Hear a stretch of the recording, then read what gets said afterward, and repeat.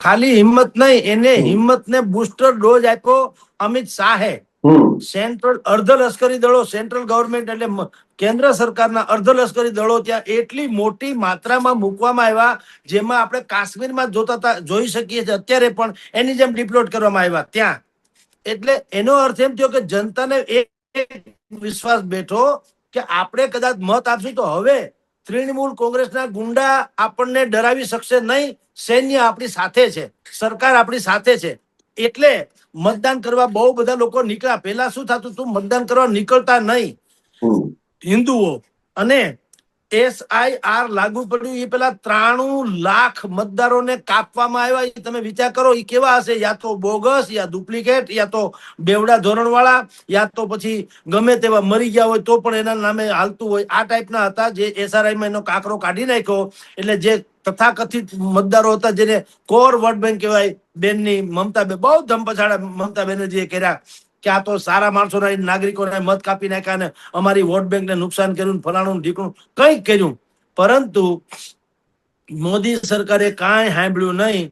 એને કીધું જે કરવું ઘટે એ સરકારે કર્યું. ઇલેક્શન કમિશનરની ઉપર આક્ષેપ કર્યા મમતા બેનર્જીને. તો એ ભગવાનની દયા છે, કેજરીવાલ જેવું છે. કેજરીવાલ સુપ્રીમ કોર્ટથી માંડીને બધાના જજને આક્ષેપ કરે છે કે જજે પક્ષવાદી છે. એમ મમતા બેનર્જી પર ફાવે એમ આક્ષેપ કરે છે.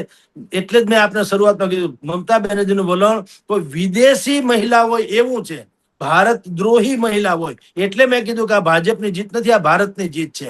કારણ કે એટલી હદે એ લોકોએ તૃષ્ટિકરણ કર્યું. અને બીજું, આપણા મત લેવા માટે થઈને એને મહિલાઓમાં રેવડીબાજી કરી. લક્ષ્મી ભંડાર જે એની યોજના છે, લક્ષ્મી ભંડાર, દર વખત પેલા મહિને 1000 રૂપિયા આપવાની વાત હતી. ચૂંટણી આવી એટલે 1500 કરી દીધા હતા કે અમે 1500 આપીશું. પરંતુ ભારતીય જનતા પાર્ટીને ખબર હતી કે આ અભિને તો કભી નહીં, એના જેવો ખેલો છે.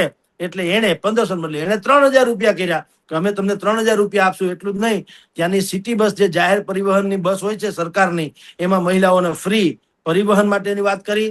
પછી 33% સરકારી નોકરીઓમાં અનામત કીધું, 33%. એ પણ ભારતીય જનતા પાર્ટીએ ત્યાં એનો એજન્ડામાં સામેલ કર્યો. અને ખાસ કરીને મહિલા, તમે જે કીધું ને, એક ઘૂસણખોરોનો મુદ્દો હતો. એવો જ બીજો મુદ્દો સર હતો, એને કહેવાય સલામતીનો. આપણે બધા સંદેશ ખાલી ત્યાં જે ઘટના બની હતી એનાથી આખો દેશ સાક્ષી છે. અને RG મેડિકલ કોલેજમાં પણ જે ઘટના બની હતી એનો આખો દેશ સાક્ષી છે. ક્રૂરતમમાં ક્રૂરતમ ઘટના, નિર્ભયાની યાદ અપાવે એવી ઘટના ત્યાં બનેલી. ભારતીય જનતા પાર્ટીએ શું કર્યું કે સંદેશ ખાલીની જે હતી રેખાબેન પાત્રા, એને અને RG મેડિકલ કોલેજની પીડિતા હતી એની માતા, આ બેને તો પક્ષની ટિકિટ આપી વિધાનસભાની. એટલે ત્યાં સુધી એને સિમ્પથી પણ મેળવી ભારતીય જનતા પાર્ટીએ.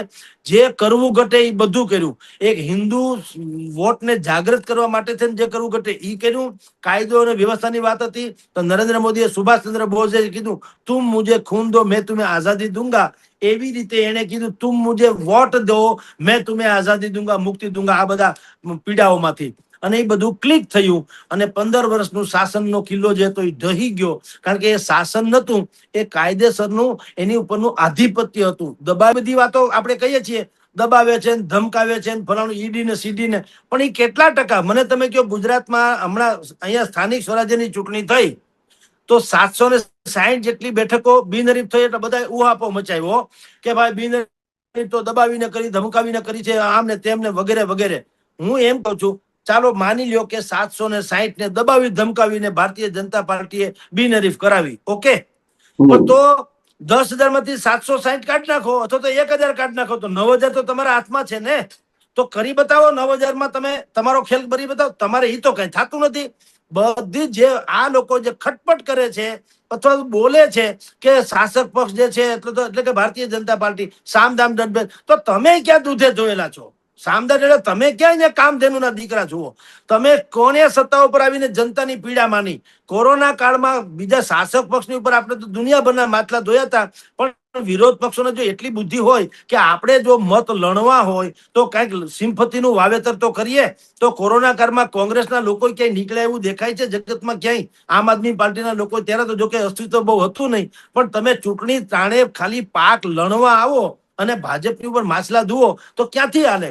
ભારતીય જનતા પાર્ટી અહીંયા ગુજરાતમાં 30 વર્ષથી શાસન ઉપર છે, છતાંય એને હંમેશા 24/7 ઇલેક્શન મોડમાં જ હોય છે. એમ પશ્ચિમ બંગાળમાં પણ અત્યારે જે તમે આપે કીધું તેમ કેટલાક એન્કર્સ, કેટલાક ડિબેટ કરનારાઓ, કેટલાક વિરોધ પક્ષના લોકો, કેટલાક વિરોધી વિચારધરણી ધરાવનારા બધા લોકો કહે છે કે ત્યાં હિન્દુ મુસ્લિમ ભારતીય જનતા પાર્ટી. અરે ભાજપે હિન્દુ મુસ્લિમ કર્યું તો આ મમતા બેનર્જીએ શું કર્યું? અને આ મેં આપને કીધું કે તમે આ જે સાયાની ઘોષ છે ઈ મેરે દિલ में है काबा आंखों में मदीना. કા ભાઈ તમારામાં મહાકાલી ન આવ્યા? ખાલી મદીના જ આવ્યા. મદીનામાં વાંધો નથી, કાબામાં વાંધો નથી. હાલો, તમને ઈ મુબારક છે, પણ તો પાછું કાલી માતાએ આવવા જોઈએ ને. ઈ તો આવતા નથી, તો તમે કરો લીલા ને ભાજપ કરે છીનાળા, એવું તો હોય નહીં. જૈસે તૈસા વાળી વાત થઈ છે. એને મમતા બેનર્જીની પાર્ટીએ મુસ્લિમ તૃષ્ટિકરણની પરાકાષ્ઠા સર્જી, એના વિરુદ્ધમાં ભારતીય જનતા પાર્ટીએ હિન્દુ મત જાગૃત કર્યા, એટલે આ ફલશ્રુતિ પ્રાપ્ત થઈ. આ તો છોડો, હવે પછીની નજીકના ભવિષ્યની અનેક ચૂંટણીઓમાં, જેમ કે 2027માં ગુજરાત ધારાસભાની ચૂંટણી, 2029માં લોકસભાની ચૂંટણી, વિક્રમ સર લખી રાખજો, હવે બધું ચાલશે કટ્ટરવાદ ઉપર.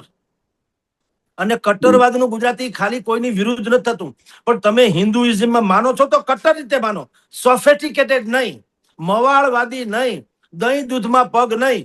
કા આપડા હસમુખ ગાંધી જેને સલામ મારવા પડે સમકાલીન તંત્રી લખતા ને કે કા બાપ બતાવ ને કા શ્રાદ્ધ બરાબર, રાઈટ? આ એના જેવું છે. કા તમે હિન્દુનું ગુજરાતી મુસ્લિમ વિરોધી થતું નથી, હિન્દુનું વિરોધી હિન્દુસ્તાનમાં રહે તે હિન્દુ. તો હિન્દુસ્તાનને તો પ્રેમ તમારે કરવો જ પડે. જો હિન્દુસ્તાનને પ્રેમ ન કરો તો હવે હું એનું ભવિષ્ય લાંબુ જોતો નથી. હું આપને કહું સરજી, જેમ રાહત ઇન્દોરીએ બહુ ખતરનાક ગઝલ લખેલી, જેને કારણે એને પછી સન્માન ઇત્યાદि ન મળ્યું ને ભારતીય જનતા પાર્ટી એને હંમેશા અગેન્સ્ટમાં માનતી થઈ હતી કે યહાં સિર્ફ મેરા મકાન થોડી હે, એ જે છે યહાં કિસી કે બાપ કા હિન્દુસ્તાન થોડી હે. તો જે લોકો પશ્ચિમ બંગાળથી માંડી અને બધી જ જગ્યાએ પોતે આવા ઘૂસણખોરોને ઘૂસાવીને પોતાની જાતને બહુ સોફિસ્ટિકેટેડ માનવા માંડે છે ને ભાજપને ધમકાવે, તો એવું હવે ચાલશે નહીં. મતદારો ક્લિયર થઈ ચુક્યા છે કે વિરોધ પક્ષની શું માનસિકતા છે, ભાજપની શું માનસિકતા છે. એટલે રાહત ઇન્દોરીની જે ગઝલ હતી એના જવાબમાં જે બેચેન મધુપુરીએ પંક્તિઓ રચી હતી, મને લાગે આખું પશ્ચિમ બંગાળ છે ને એ પણ અત્યારે આ જ પંક્તિઓ ગુણગણાવી શકે એવી એની સ્થિતિમાં છે. એને એમ કીધું કે ખફા હોતે હે તો હો જાને દો, ઘર કે મહેમાન થોડી હે. खपा होते हैं तो हो जाने दो, घर के मेहमान थोड़ी है, सारे जहां से लताड़े जा चुके इसका मान थोड़ी है. और यकीनन किराएदार ही मालूम पड़ते हैं इस मुल्क में, वरना बेवजह ही अपना ही मकान कोई जलाता थोड़ी है. તમે જો ભારતના છો તો તમે ભારતમાં કઈ રીતે કોઈની હત્યા કરી શકો, કઈ રીતે કોઈના મકાન સળગાવી શકો, કઈ રીતે કોઈને પીડા આપી શકો? કારણ કે આપણે તો ભારત મારો દેશ છે ને બધા ભારતીયો મારા ભાઈબંધ છે, માનીએ છીએ. તો તમારે આ જે ઘૂસણખોરો ઓલા જે રોહિંગ્યા કે છે ઈ છે, બાકીના બધા છે નક્સલવાદીઓ છે, તમારી પોતાની એક પેરેલલ ગવર્મેન્ટ છે, તમારી ખંડની ઉઘરાવો, તમે પીડિત કરો, તમે હેરાન કરો. ટાટા નેનોનો પ્રોજેક્ટ ગુજરાતમાં અમથો થોડો આવ્યો છે, એ એટલા માટે આવ્યો, ત્યાં સલામતી નથી, ઇકોનોમિક પણ સલામતી નથી, ઔદ્યોગિક સલામતી પણ નથી. અને એક પ્રકારનું એવું વાતાવરણ કલકત્તા ને પશ્ચિમ બંગાળમાં થયું. ડાબેરી પક્ષો તો સમજતા પણ મજૂરવાદી હતા ને, બુદ્ધિ એટલે મજૂરના ખભે બંદૂક ફોડતા હતા. પાછા મજૂરનું હિત નહીં, યુનિયનબાજી, એ ડાબેરી પક્ષોનો બીજ મંત્ર છે. મમતા બેનર્જીએ એની વિરુદ્ધમાં એને મુસ્લિમ તૃષ્ટિકરણ કર્યું, તો આખી ડેમોગ્રાફી બદલાતી ગઈ. પશ્ચિમ બંગાળ ખોવાની વારેમાં તો આંગળીમાંથી નખ હોય ને એવી પશ્ચિમ બંગાળની હાલત હતી કે આમાં અહીંયા નખ આંગળીમાં હોય તો વધે, એનો અર્થ એમ છે કે આપણા છે ને જીવે છે. પણ તમે નખ કાપી નાખો, નખ કોઈ તરફડિયા ન મારે, કારણ કે આપણા હોતા જ નથી. આપણું ખાય અને આપણે અહીંયાથી ખાઈને વધવું, પણ આપણાથી જુદા પડવાનું એને લેશ માત્ર વેદના કે પીડા થતી નથી. એવી માનસિકતા વાળા જે લોકો રોહિંગ્યાથી માંડીને બધા હતા, એના માટે તેને સમૂચા પશ્ચિમ બંગાળની જનતાએ, મેં આપને કીધું તેમ કે બેચેન મધુપુરીની પંક્તિ જે મેં વાંચી એમ કહે છે હવે અમારે તમારું કામ નથી. એમાં આપે કીધું તેમ ચૂંટણી પંચને પણ લાખ સલામ છે કે અનેક પ્રકારના આક્ષેપો છતાં ચૂંટણી પંચે નિર્ભય નિષ્પક્ષ ચૂંટણી થાય એના માટે થઈને લોકતાંત્રિક ઢબે બધા જવાબ આપ્યા, સુવ્યવસ્થા ગોઠવી. અને કેન્દ્ર સરકારે, ખાસ કરીને કેન્દ્ર સરકારે બાકીની સુવિધા સલામતી લાગે વળગે ત્યાં સુધી એટલી જડબેસરાક લોખંડી સુવિધા વ્યવસ્થા ગોઠવી કે જનતામાં એક આશાનો સંચાર થયો અને બધા મતદાન કરવા નીકળ્યા. રેકોર્ડ બ્રેક મતદાન, 92% એવરેજ, 92% મતદાન થયું. અને અત્યારે જ્યાં રીપોલિંગ થયું ત્યાં પણ 93% થયું. તમે કલ્પના કરો, એ કેવું કહેવાય. એટલે આખું પશ્ચિમ બંગાળે બિલકુલ આખા દેશને એક દિશા પણ ચીંધી છે. અને ભારતના જેટલા લોકો છે એને સમજવું જોઈએ, મોંઘવારી, બેરોજગારી, બાકીની બધી બાબતો એ ગૌણ નથી, પણ એ બાય પ્રોડક્ટ છે. જેને સરકારમાં ટકવું હશે એને આ બધી સુવિધા આપવી જ પડશે. એટલે એના માટે મથામણ કરવામાં, પણ મૂળ સર સલામત તો પગડિયા બહુ અસ્મિતા નામનો શબ્દ બહુ ખતરનાક છે. આપે કીધું કર્ણાટકમાં તમે જુઓ ત્યાં પણ એ જ અસ્મિતા વાળી વાત હતી. સનાતન ધર્મને સ્ટાલિને કીધું એને તો ખતમ કરી નાખવો જોઈએ. ત્યાં સુધી લોકો પહોંચી ગયા. હિન્દુ કો થોપી નહીં જાયેગી, અમારે અમારી તમિળ ને એ જે ભાષા છે રાખવી. કોણ ના પાડે છે? સરકારે તો વૈકલ્પિક વાત કરી હતી, પણ આ લોકો એમાં માયનાની સ્ટાલિન વગેરે. તો અત્યારે એની શું સ્થિતિ છે આપણે બધા જાણીએ છીએ. ટીવી કે નવો ઉભરતો સ્ટાર છે, 111 બેઠક ઉપર આગળ છે 234 માંથી. તમે કલ્પના કરો, ભારતીય જનતા પાર્ટી ગમે તેમ કરીને લાકડી માકડું ફિટ કરશે ખરા, અને ન્યા પણ પગ પસારો કરશે. 2011 કે 14 જે રીતે કર્ણાટકમાં જીતા હતા યેદુરપ્પાની સરકાર પહેલી વાર આપીને દક્ષિણના રાજ્યોના દ્વાર ખુલ્યા ભારતીય જનતા પાર્ટી માટે, એવી રીતે હવે આ જે કેટલાક રાજ્યો હતા તેમાં ભારતીય જનતા પાર્ટી બુદ્ધિપૂર્વકનો પગ પસારો કરી રહી છે. અને જે કેટલાક અમુક પ્રકારના કટ્ટરવાદીઓ તો જે દેશ વિરોધી કહી શકાય એ ટાઈપના હતા, સનાતન સંસ્કૃતિ વિરોધી સ્ટાલિન જેવા કે મુસ્લિમ તૃષ્ટિકરણમાં મમતા બેનર્જી જેવા, આ બધા લોકોને હવે ધોબી પછાડ મળી રહી છે. અને કેસરીઓ એટલા માટે છવાઈ રહ્યો કારણ કે આ હિન્દુ છે, આ હિન્દુસ્તાન છે ને, તો કેસરીઓ છવાઈ તો લાજમી છે.